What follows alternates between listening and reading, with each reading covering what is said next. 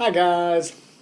So we're reading Revere while we're eating dinner. It's just Nikolai and I, and we were in the middle of it. And I thought, hey, we should read some of this book to you guys. So what's going on is they're explaining about liberty. Go on, Nikolai. They're explaining how Liberty, the time traveling horse, is how he got his powers and stuff. And there's two kids, Tommy and Freedom. Freedom's a girl, Tommy's a boy, and Tommy doesn't believe that he's a time-traveling horse and that he can do all these things. So Tommy put his baseball cap back on and said, okay, maybe it's possible. I mean, I don't think the lightning hit him directly. Technically, a direct hit would have killed him. But I guess there's a possibility that several bolts could have simultaneously hit the ground around him, creating an electrostatic prism, and maybe the positive and negative charge carriers, combined with the acoustic shock waves, created some kind of time hole that sent Liberty into the future. Wow. Pretty technical. Tommy's supposed to be an idiot. Freedom and I were stunned by Tommy's explanation. Aren't you a football player? Freedom said. You're never this smart in our other classes. Yeah? Well, I really wouldn't fit in with the other guys on the team if I admitted that I'm a science geek, Tommy replied. I patted Tommy on the shoulder and said, Exceptional thinking, Tommy. Now then, where was I? Oh, yes. When Liberty arrived in our time, he appeared at the intersection of Washington Boulevard and Lincoln Avenue, in front of that iced tea factory. It was late at night, and he was leaving the factory dressed as Paul Revere.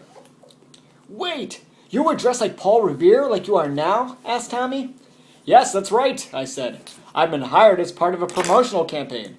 My Paul Revere was printed on banners, billboards, buses, even on the side of bottles. It was rather embarrassing, but it paid good money. Anyway, as I was saying, I was leaving the factory dressed as Paul Revere when I had the strangest feeling I was being followed. Liberty was nearly trotting in place and excitingly said, Oh, can I tell this part? I was so happy to see someone I recognized. Well, I mean, I'd never met Revere before, but I recognized his clothing. It was the only thing that felt like home. I first saw him on a billboard, and then on the side of a bus. And when I saw him walking out of the iced tea factory, I was like, that's him! But there were all these traffic lights and cars and horns, and they sort of freaked me out, because I'd never seen or heard any of these things before. So I was like, ah! I ran across the street, weaved my way through traffic, and nearly stopped when I smelled the heavenly scent coming from the peanut vendor. And I was like, it smells so good! But I couldn't stop, because I didn't want to lose sight of Revere. I knew he could help me, so I started following him. That's right, I said. And after weaving my way through town for a couple of miles, I realized that the strange horse, no offense, was not giving up. Of course, I was very curious why a horse without a rider would be following me. I decided to simply stop walking and wait for him to catch up.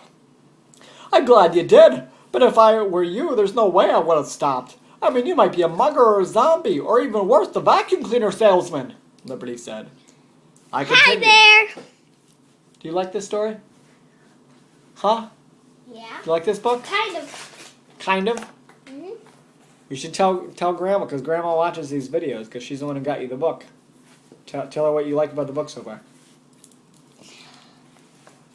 I like almost the whole thing that we're reading so far. And bye. Ah! What do you like about it? Huh? What? You have to tell them. What do you like about the book?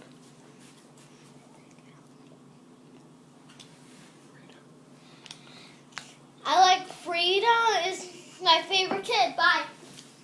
He likes Freedom, the girl who's super smart. I like Liberty, the time-traveling horse.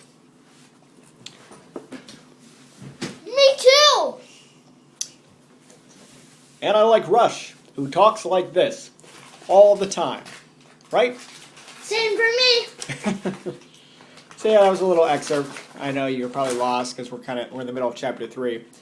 On page 43 to be exact. We're slow readers, but we like this book. It's pretty cool. So, thanks, Grandma. Right? Mm-hmm. So I love you and thank you. I love you. Thank you for Revere. Bye. Don't say What? no. What? Ding. Rush Revere! Buy this book. On sale at your local bookstore. Bye!